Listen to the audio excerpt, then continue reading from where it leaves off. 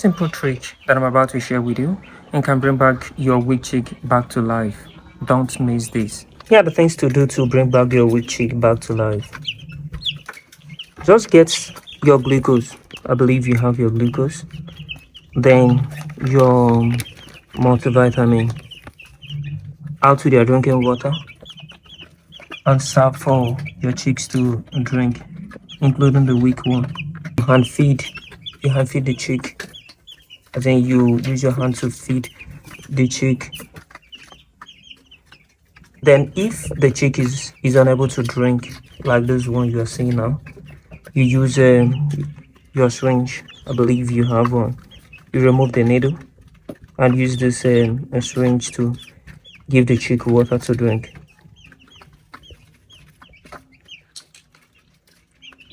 And when you've done that, you can separate the chick from the other flock, because they might not allow the chick to rest or to eat. But I don't actually advise isolation, total isolation. You can separate for just few minutes, like 30 minutes or 45 minutes. Then you bring it back, because total isolation kills chicks even faster than the illness itself. Then after you've done those things, and like after 1 hour or 2 hours, no changes, you need to look out for the symptoms, like what symptoms does the chick display. If there is any, you try to treat.